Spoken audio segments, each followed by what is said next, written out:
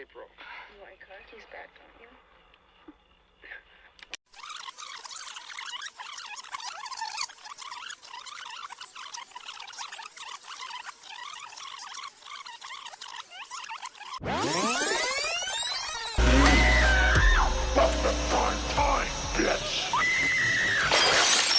Hello and welcome to Primetime Bitch.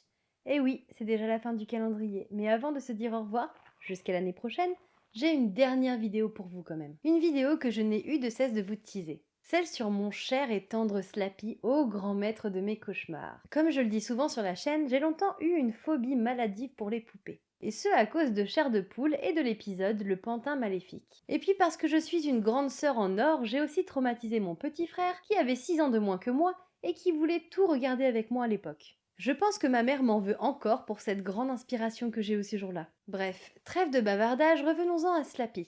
Slappy est un personnage tiré des Chairs de Poule, probablement le personnage le plus populaire de l'univers Chair de Poule. Et quand je dis populaire, je parle tout aussi bien des livres que de la série ou encore des films. Il est d'ailleurs l'antagoniste principal dans le long métrage Chair de Poule sorti en 2015. Oh non, surtout pas lui. Bonjour, papa. Ça fait combien de temps qu'on ne s'est pas vu? Une éternité, j'ai l'impression. Pour petit rappel, Chair de Poule ou Goosebumps est une série de livres d'horreur pour enfants créée par l'auteur R.L. Stein et adaptée par la suite sur différents supports, dont une série dans les années 90. Le personnage de Slappy apparaît pour la première fois dans le livre La Nuit des Pantins, sorti en 93. Et il passera une tête dans pas moins de 13 livres, malheureusement pas tous édités en France. L'inspiration du grand méchant pantin de R.L. Stein est un savant mix entre le conte originel de Pinocchio et le pantin maléfique de Corky, Fats, dans le long métrage Magic sorti en 78. Mais si l'influence de R.L. Stein est palpable à travers sa création, qu'en est-il de l'histoire de Slappy? D'où vient-il? Comment est-il devenu diabolique? Tant de questions auxquelles promet de répondre R.L. Stein dans son livre Slappy Beware, sorti il y a quelques semaines à l'occasion du 30e anniversaire des Chairs de Poule. J'ai fait des pieds et des mains afin d'avoir cette édition en ma possession.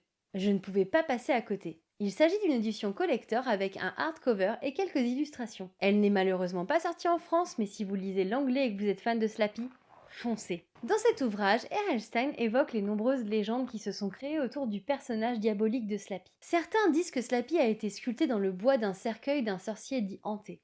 D'autres évoquent qu'il s'est échappé d'une usine de pantins de Cincinnati. Et enfin, on raconte encore que Slappy est en fait un enfant de 10 ans coincé dans le corps d'un pantin. Cependant, la véritable histoire de Slappy commence il y a 200 ans, dans un petit village d'Europe, avec un vieil homme du nom de Darkwell se faisant passer pour un simple marchand de poupées, alors qu'il était en fait un sorcier capable de ramener des pantins à la vie. Un soir, alors que les villageois l'attaquaient, Darkwell décida de rompre sa promesse de ne jamais utiliser ses pouvoirs afin de faire le mal, et il créa Slappy, en prononçant pour la première fois les mots magiques Karu, Mari, Odona, Loma, Molunu, Karano. Mots que l'on pourrait traduire par toi et moi ne faisons plus qu'un maintenant. Et avec ces mots, il donna vie à Slappy, un pantin sans prénom complètement déboussolé, qui ne savait pas comment il était arrivé là et qui il était. Et c'est à cet instant que Slappy devint maléfique, car son maître Darkwell lui dit qu'il était mauvais et diabolique. Slappy est le fruit de la rage du sorcier. Si dans un premier temps il sera innocent, demandant même à son maître pourquoi il est mauvais, en disant « mauvais, mauvais, pourquoi suis-je mauvais ?» il finira par totalement embrasser sa nature, alors que Darkwell lui explique qu'il est sa revanche sur les villageois qui le chassent. Le sorcier veut tout détruire car il sait qu'il va périr. Ainsi, il guidera la conduite de Slappy en lui disant « Tu devras terrifier les gens, leur faire peur, les faire mourir de peur. Tu les asserviras pour la vie. » Ce pantin qui n'avait alors pas encore de nom savait qu'il devait être diabolique avant même de se nommer Slappy. Enfin, Darkwell finira sur un avertissement et prononça ces mots. « Slappy, tu dois faire un mauvais acte chaque jour que tu es éveillé. Si jamais par malheur tu échoues à terrifier quelqu'un alors que tu es éveillé, tu t'endormiras à nouveau, pour toujours, et aucun mot ne pourra te réveiller. Slappy est le mal ultime, car il a été fabriqué dans la rage, et il veut régner dans la terreur. Le maître du mal s'affiche pour la première fois à l'écran dans l'épisode Le Pantin Maléfique, diffusé le 12 janvier 1996 aux États-Unis. Dans cet épisode, une jeune ventriloque, la jeune Amy Kramer, vient de recevoir un nouveau pantin. Aussitôt offert par ses parents, Slappy sera ramené à la vie par les mots inscrits sur la carte qui l'accompagne. Karu, Mari, Odona, Loma, Malonu, Karano. Et très vite, Amy va prendre conscience que Slappy est vivant. Il aime faire de terribles blagues, terrifier sa famille et faire accuser la jeune fille. Mais personne ne veut croire Amy et elle sera donc livrée à elle-même face au mal qui habite Slappy. Et si on parlait de ta mère? L'autre jour, dans un grand magasin, un employé l'a vu attendre l'ascenseur et lui a conseillé le bon charme. Amy. Mais c'est pas moi, c'est Slappy. Bien qu'il s'agisse de la première apparition de Slappy à la télévision et de la première fois que je l'ai vu par la même occasion, ce n'est pas celle qui m'a le plus marqué. Encore aujourd'hui, je suis bien plus friande du second épisode avec Slappy. C'est d'ailleurs assez étrange parce que pendant des années, j'ai cru que Le Pantin Maléfique était en fait un téléfilm. Il s'agissait d'un épisode en 2 parties et je l'avais découvert en empruntant la VHS à la bibliothèque. Il m'a marqué à tout jamais, je me rappelle de chaque passage et même encore aujourd'hui de la scène d'intro où R.L. Stine se mettait en scène avec une poupée à son effigie. Poupée qui finissait par avoir l'ascendant sur lui. Ainsi, Le Pantin Maléfique ou Night of the Living Demi-Free, partie 1 et 2 en VO, est à mon humble avis la meilleure apparition de Slappy sur le petit écran. Si certains épisodes ont sacrément pris cher au fil du temps dans la série des Chairs de Poule, je trouve que Le Pantin Maléfique n'a rien perdu de son potentiel horrifique. Rien que la scène d'introduction où une jeune fille découvre une famille de pantins dans le grenier me file encore des frissons.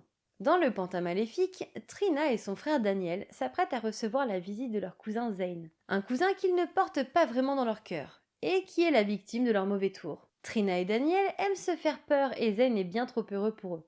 Et vous aurez probablement reconnu l'interprète de Zane qui n'est autre que Hayden Christensen. Un soir, leur père leur rapporte un nouveau pantin du nom de Slappy. Il lit la carte qui l'accompagne et le réveille à nouveau. Les mauvaises blagues s'enchaînent, mais cette fois-ci, c'est Slappy qui en est l'auteur. Et il n'est pas là pour rigoler. Slappy est un sacré farceur, et il aime faire accuser notre joyeuse bande de tous ses méfaits.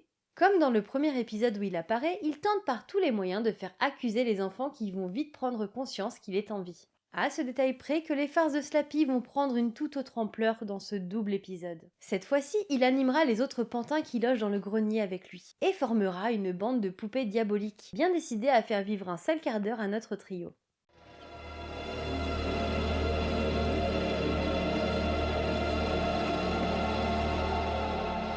Alors, Rocky, est-ce que ça te dirait de faire tes folies? Ouais, je suis à vos ordres, patron.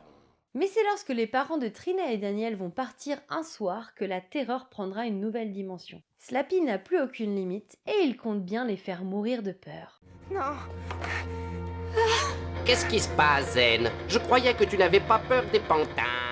Le livre dont est tiré cet épisode n'a jamais été publié en France. En revanche, il est sorti au Québec sous le titre Le Pantin Diabolique 3. Mais Slappy n'a pas dit son dernier mot, puisqu'il est encore présent dans un autre épisode de la série. Un épisode qui n'est quant à lui jamais sorti en France. Il s'agit de Bride of the Living Dummy, diffusé le 14 février 1998 aux États-Unis. Ici, Jimmy trouve une étrange malle contenant Slappy. Une fois les mots magiques prononcés, il le ramène à la vie, et cette fois-ci, Slappy ne l'attaquera pas, mais lui proposera de devenir un ventriloque célèbre grâce à lui. Quelque temps plus tard, alors qu'il est en représentation, il croisera le regard d'une autre poupée dans le public, Marie-Hélène, et il sera prêt à tout pour elle, même à rejoindre la famille Zinman. Difficile de ne pas penser à la fiancée de Chucky durant la découverte de cet épisode. Le long métrage est par ailleurs sorti la même année que le livre et l'épisode, soit en 98. Ici, Slappy a un sacré crush sur Marie-Hélène et il voudra en faire sa partenaire de crime. Le livre Bride of the Living Dummy, premier livre de la série Goosebumps 2000 consacré à Slappy, a connu plusieurs suites, dont Son of Slappy.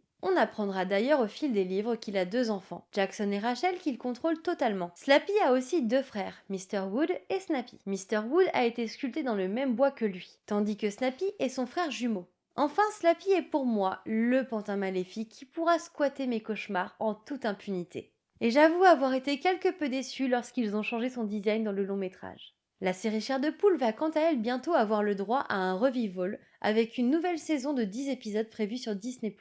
Et franchement, je mentirais si je disais que je n'ai pas hâte de découvrir ce Chair de Poule 2.0. On y suivra 5 adolescents qui devront collaborer afin de combattre des forces maléfiques qu'ils ont libérées sur leur ville. Enfin, c'est donc sur le grand Slappy que je terminerai ce calendrier. 3e édition de la Spooky Season sur la chaîne. Je tiens à vous remercier de suivre le calendrier chaque année, mais aussi vous dire merci pour tous vos commentaires. Le calendrier, c'est un sacré défi. Et c'est très important pour moi de lire vos retours. Mais aussi merci aux cartes blanches, aux créatrices et aux créateurs de talent qui ont tous joué le jeu et nous ont proposé des cartes blanches incroyables. Merci à elles et à eux. Et enfin, merci à mes amis, sans qui le calendrier de cette année n'aurait pas été possible. Merci à des deux côtés de l'écran qui a fait toutes les vidéos avec moi, à Alexia qui a participé au maquillage et au son. Merci et surtout je vous souhaite un spooky Halloween en compagnie de vos proches ou de vos amis et à l'année prochaine pour un nouveau calendrier.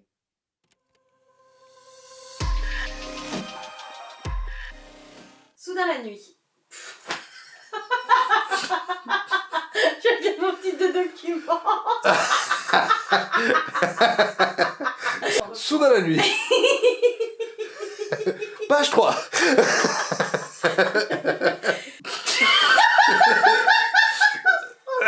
Je l'ai cette fois-ci. T'inquiète, c'est ma faute. Soudain la nuit nous embarque dans le quotidien de Sion. Ainsi le mystère reste complet, cette poupette serait... Cette poupette, c'est trop mignon. T'inquiète, poupette. Il y a un moment, t'as fait un blanc et j'ai pas un réflexe, j'ai failli péter. J'aurais ri. On aurait entendu un prout. C'est bon. Partons quelques instants en 96 en Inde et découvrons ensemble l'incroyable remake indien de Chucky, Papi Guida. Vous voulez que j'en passe? J'attendais tellement pas. Ouais, j'avoue que je l'attendais pas. Je connais pas cette version-là.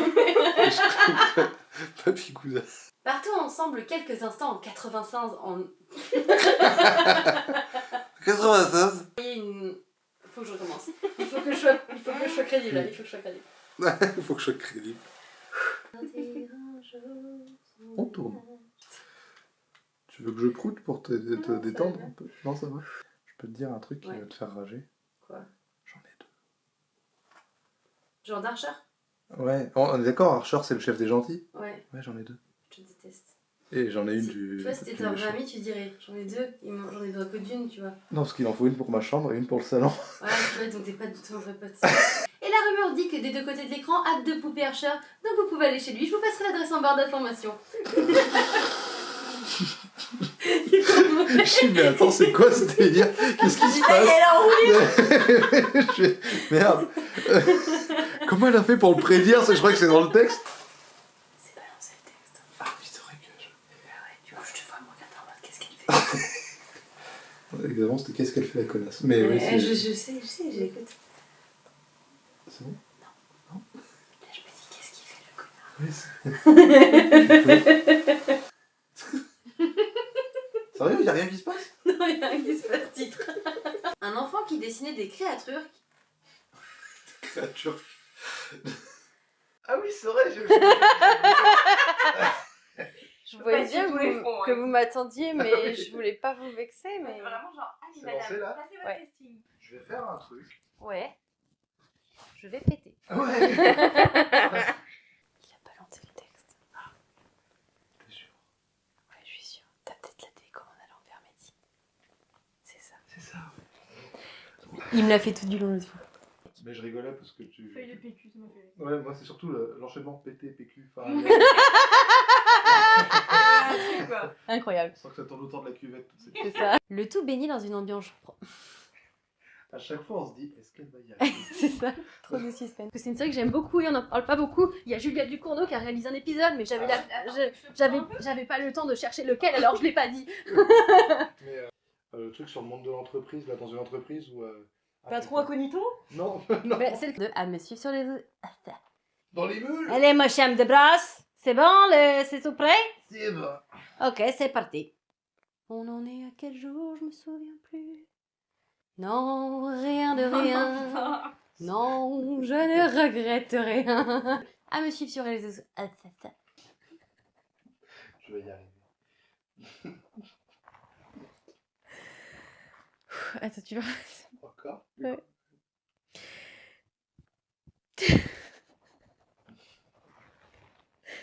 Allez, juste la fin. Tu peux en mettre, s'il te plaît, je vais y arriver.